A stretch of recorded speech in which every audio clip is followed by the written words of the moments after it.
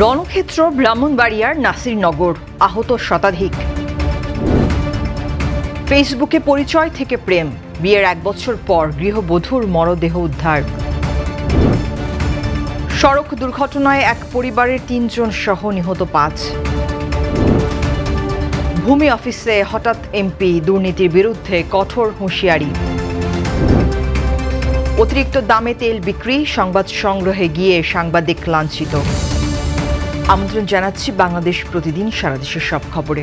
এতক্ষণ শুনছিলেন সংবাদ শিরোনাম, এবারে বিস্তারিত। এখন ঘরেই হবে বিয়ে বাড়ির পোলাও, যদি থাকে আকিজ এসেনশিয়াল সুগন্ধি চিনি গুঁড়া চাল। ব্রাহ্মণবাড়িয়ায় নাসিরনগর উপজেলার গোয়ালনগর এলাকায় গোষ্ঠীগত সংঘর্ষে 2 জন নিহত ও শতাধিক আহত হয়েছেন। 24 মার্চ মঙ্গলবার সকালে পূর্বের বিরোধ ও আধিপত্য বিস্তারকে কেন্দ্র করে 2 পক্ষের মধ্যে এই সংঘর্ষ শুরু হয়। সংঘর্ষে উভয় পক্ষ লাঠিসোঁটা ও দেশীয় অস্ত্র নিয়ে হামলায় জড়ায়। নিহতদের মধ্যে মাওলানা হাবিবুল্লাহর নাম জানা গেছে। সংঘর্ষে বেশ কয়েকটি বাড়িঘর ভাঙচুরের ঘটনাও ঘটেছে। আহতদের স্থানীয়ভাবে চিকিৎসা দেওয়া হচ্ছে এবং গুরুতরদের হাসপাতালে পাঠানো হয়েছে। পুলিশ জানিয়েছে পরিস্থিতি নিয়ন্ত্রণে প্রয়োজনীয় ব্যবস্থা নেওয়া হচ্ছে। মুন্সিগঞ্জের গজারিয়ায় মিম আক্তার নামে এক গৃহবধূর রহস্যজনক মৃত্যু ঘিরে এলাকায় চাঞ্চল্যের সৃষ্টি হয়েছে। 24 মার্চ মঙ্গলবার দুপুরে উপজেলার বালুয়াকান্দি এলাকার একটি 5তলা ভবনে ফ্ল্যাট থেকে তার ঝুলন্ত মরদেহ উদ্ধার করে পুলিশ। প্রায় 1 বছর আগে ফেসবুকে পরিচয়ের মাধ্যমে ভালোবেসে কিবরিয়ার সঙ্গে তার বিয়ে হয়। তারা বালুয়াকান্দি এলাকায় ভাড়া বাসায় বসবাস করছিলেন। স্বজনদের দাবি, সকালে দরজা না খোলায় সন্দেহ হলে প্রতিবেশীদের সহায়তায় ঘরে প্রবেশ করে মিমকে ঝুলন্ত অবস্থায় দেখা যায়। পরে পুলিশকে খবর দেওয়া হলে ঘটনাস্থল থেকে মরদেহ উদ্ধার করা হয়। পুলিশ জানায় মরদেহ ময়না তদন্তের জন্য পাঠানো হয়েছে। প্রাথমিকভাবে মৃত্যুর কারণ নিশ্চিত হওয়া যায়নি, তদন্ত চলছে। রিপোর্ট পাওয়ার পর প্রকৃত কারণ জানা যাবে।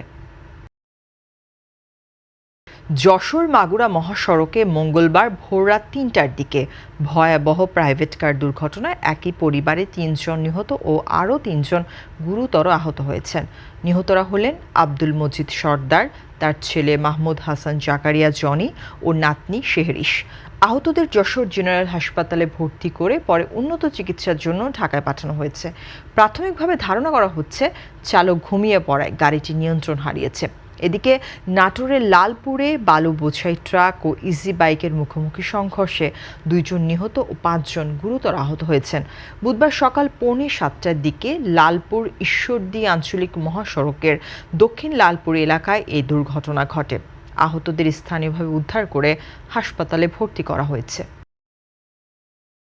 মাদারীপুর সদর উপজেলা ভূমি অফিসে অনিয়ম ও দুর্নীতির অভিযোগের প্রেক্ষিতে আকস্মিক পরিদর্শন করেছেন নবনির্বাচিত সংসদ সদস্য জাহানদার আলী জাহান।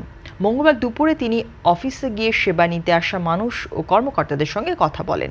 এ সময় এমপি অভিযোগের বিষয়ে খোঁজখবর নিয়ে কর্মকর্তাদের দুর্নীতি ও হয়রানি বন্ধ করে দ্রুত ও স্বচ্ছ সেবা নিশ্চিত করার নির্দেশ দেন।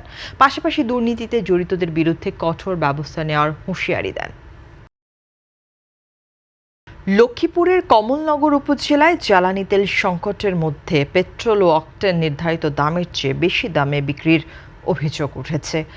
করুণানগর বাজারসহ বিভিন্ন স্থানে প্রতি লিটার অকটেন প্রায় 200 টাকায় বিক্রি হওয়ায় ভোগান্তিতে পড়েছেন চালক ও সাধারণ মানুষ।